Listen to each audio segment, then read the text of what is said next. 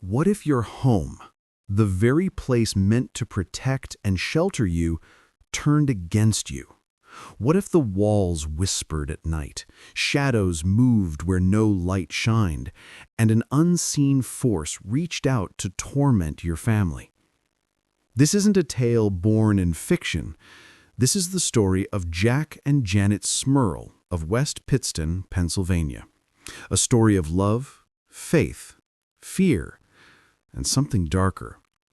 Between 1974 and 1989, they claimed their family home wasn't haunted by spirits of the dead, but by a demon that stayed with them for 15 long years. Jack and Janet were, by all accounts, ordinary. He worked as a salesman, she as a homemaker. They married in 1968, started a family, and like so many others, simply wanted a stable life. In 1973, they moved into a duplex on Chase Street in West Pittston. The house was old but charming, built in the 19th century, a place where they hoped to raise their daughters and care for Jack's parents, who lived on the other side of the duplex. At first, life was quiet. But within months, whispers began to ripple through their household. Scratches appeared on the walls with no explanation. Pipes leaked with no cause. The television set would suddenly ignite with static, though unplugged. And then there was the smell, a foul stench of rotting flesh that filled rooms without warning, lingering, suffocating, and vanishing as mysteriously as it came. The Smurls tried to ignore it.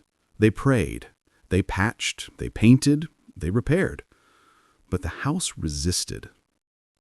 By the late 1970s, the disturbances grew more violent. Beds trembled in the night, furniture dragged across the floor by invisible hands, daughters waking screaming, claiming they saw dark figures at the foot of their beds. Janet said she was pulled by unseen hands, her hair yanked violently. Jack described nights where an invisible weight pinned him down, suffocating him, whispering blasphemies into his ear. And then there were the neighbors. They too claimed to hear screams echoing from the Smurl home, screams that no one inside remembered making. The haunting wasn't confined to the night. It invaded every moment of their lives. Meals interrupted by crashing dishes, crucifixes ripped from the walls, and in rare, horrifying moments, something far worse.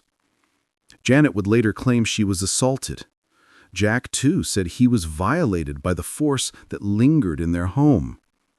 The family was living in terror. Word spread, rumors grew, and soon the Smurl story caught the attention of famed paranormal investigators Ed and Lorraine Warren.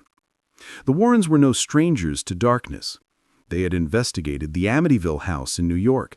They had chased spirits across the East Coast. But what they claimed to encounter in West Pittston was different. Lorraine Warren described seeing a dark mass that moved with intelligence, intent, and rage. She believed this was not a ghost, but a true demonic entity.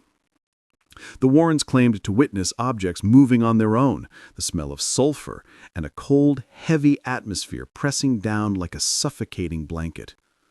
According to Lorraine, the Smurls weren't haunted, they were being oppressed, slowly broken down, spiritually and physically consumed. The Warrens organized exorcisms, calling upon priests to cleanse the home. Prayers were read, holy water was cast, but the family insisted the activity continued. Not everyone believed. Psychologists argued the family was under stress, suffering hallucinations or sleep paralysis. Skeptics accused the Warrens of exploiting vulnerable people for fame. Some neighbors claimed the Smurls exaggerated, seeking attention or escape from personal problems. Journalists noted inconsistencies. Could every claim be verified? Could every sound, every smell, every shadow be measured? Or was it simply the human mind, desperate for explanation, creating monsters in the dark? But then, Why did visitors, priests, and even neighbors sometimes report the same horrors? Why did so many insist they too felt the presence inside that house? In the late 1980s, the haunting reached its peak. Jack and Janet described horrific visions, shadow figures with crested faces, a beast-like entity looming in the halls, and voices that spoke in languages unknown. Their daughters cried of hands touching them in the night. Priests performed repeated exorcisms. At one point, the Diocese of Scranton sent clergy to investigate. Some refused to stay inside. Others claimed they saw nothing. For the Smurls, the suffering was constant. Their faith was tested, their marriage strained, their lives consumed. And yet the entity remained. Finally, in 1989, the Smurls moved away. They had endured 15 years in the house, and though the activity quieted, they claimed the presence followed them, proving, they believed, that it was never the house at all. Their story was published in a book called The Haunted, later adapted into a made-for-TV movie. The world debated, were the Smurls victims of a demon or victims of their own fear? To this day, the house on Chase Street still stands. Some who have lived there since say it's quiet, peaceful even. Others whisper that the silence itself feels unnatural.